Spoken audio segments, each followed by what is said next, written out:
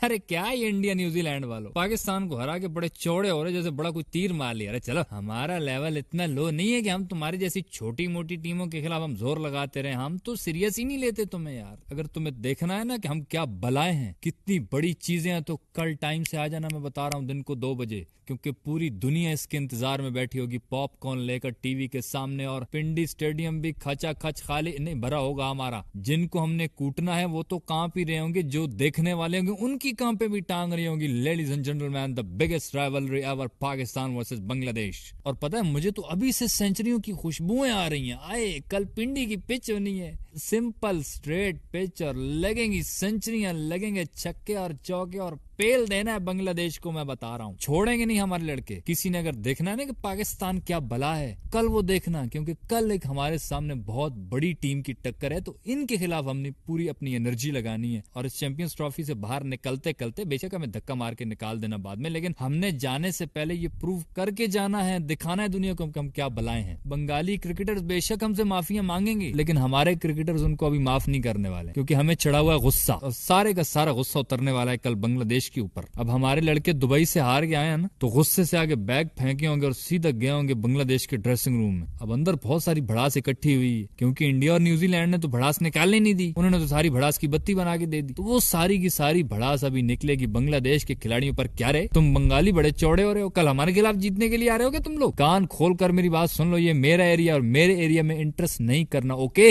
जिंदगी में चलना है तो वरना अच्छी तरह चल, नहीं तो ऐसा सबक सिखाऊंगा कि दुनिया को मुंह दिखाने का लायक नहीं रहोगे। ये जो लोग अफवाहें फैलाते हैं ना कि आईसीसी सबसे ज्यादा पैसा कमाता है इंडिया पाकिस्तान के मैच से, अरे झूठ बोलते हैं लोग। आईसीसी सबसे ज्यादा पैसा पता है कल के मैच में कमाने वाला है, पाकिस्तान और बांग्लादेश के मैच में। इतनी बड़ी राइवलरी है, और अगर पहले पाकिस्तान की बैटिंग आ गई ना, फिर तो पूरा मजा दे के जाएंगे हमारे लड़के। कल हो सकता है 300-350 बना दें, क्योंकि अब खोने के लिए कुछ बचा नहीं। इज्जत है तो वो वैसे नहीं है, तो जब बंदे के पास ना खोने के लिए हो, ना इज्जत हो, ना दौलत हो, ना शोहरत हो, ना कुछ हो, तो फिर वो सर पे कफन बांध के ही लड़ता है। लेकिन कोई एक्स्ट्रा ऑर्डिनरी अगर ढीठ हो तो फिर वो उसका मुझे नहीं पता। बट अब जो हमारी टीम की हालत है, कुछ बचा तो है नहीं खोने के लिए। तो मुझे लगता है कि अगर कल बैटिंग पे आओ तुम लोग, ऐसा खेल पेश करो कि जो अवाम थोड़ी सी गालियां दे रही है ना, इस मैच के बाद डबल कर दे कि यार इसमें इतना कैसे अच्छा परफॉर्म कर लिया इन्होंने, उधर क्यों नहीं कर रहे थे। ये बात तो तय है कि ये मैच तुम जीतो या हारो, हमें तुमसे प्यार नहीं रहा, सॉरी। अब दुनिया चेंज हो चुकी है। ये चूरन फक्की काफी टाइम से बिकता आ रहा है, हम बहुत दफा खा चुके हैं, तुमने बहुत दफा में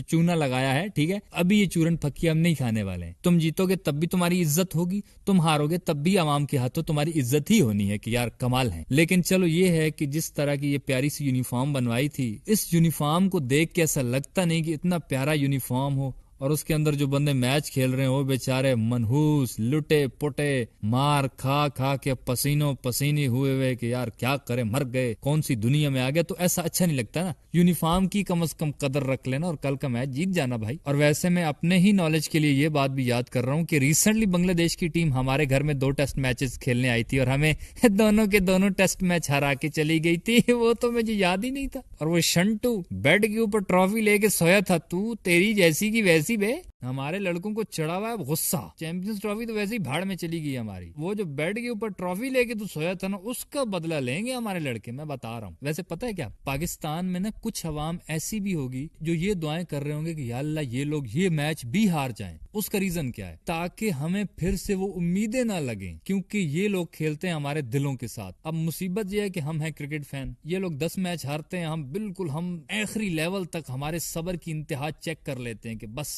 अब हम फटने वाले हो गए हैं। जब फट जाते हैं तो उसके बाद एक मैच जीत जाते हैं, वो फिर से थोड़ी बहुत उम्मीदें लग जाती हैं। तो कुछ लोग अब ये भी कह रहे होंगे कि यार ये जो हारने की रिवायत है ना, ये बरकरार ही रहे, ताकि इनका कोई पोस्टमार्टम तो हो। यही तो मुसीबत है कि मेन मैचेस हार के कोई एक आध जीत जाते हैं, पोस्टमार्टम नहीं होता। बाद में प्रेस कॉन्फ्रेंस वगैरह में कहते हैं कि नहीं हम जीते भी है, पास्ट में कुछ न कुछ जीते। अगर इन्होंने बांग्लादेश को कोई बहुत बड़े मार्जिन से हरा दिया ना, बस फिर यही टीम मुसल्लत रहेगी हम पर। वैसे तो इन्होंने ही मुसल्लत रहना, कोई चेंज तो मुझे नहीं लगता होगी। और और वैसे एक और बात बताऊं, इस वक्त जो बांग्लादेश की टीम है ना, वो सच में हमसे भी अच्छी क्रिकेट खेल रही है। बांग्लादेश वो बड़ी टीमों के खिलाफ पहले तो बिल्कुल ही फ्लॉप हो जाते थे, लेकिन आजकल वो भी थोड़ा थोड़ा कहीं ना कहीं दरमियान में उनका भी कहीं ना कहीं मोमेंटम आ जाता है उनके हाथ में। वो जो दरमियान में कभी हमारे पास मोमेंटम आता था ना, वो उनके पास मुझे लगता है मोमेंटम साहब चले गए। तो ऊपर की बढ़के अगर हटाकर दिल से बात की जाए ना, तो मुझे तो लग रहा है बांग्लादेश भी पीट ना दे गई पाकिस्तान को गिरती हुई दीवार को एक धक्का और दो। बहरहाल ये मैच बहुत इंपॉर्टेंट है भाई, बिल्कुल मैं बता रहा हूँ। और इस मैच की इतनी अहमियत है जैसे कोहली की नजरों में हमारे बॉलर्स की। और मेरी तो रिजवान भाई से रिक्वेस्ट है कि यार जाते हुए कम से कम ये तैयब भाई को थोड़ा रेस्ट दे के मेरे राणा जी को खिला लो एक मैच प्लीज। मैं बहुत मिस कर रहा हूँ यार, the one and only the legendary Rana.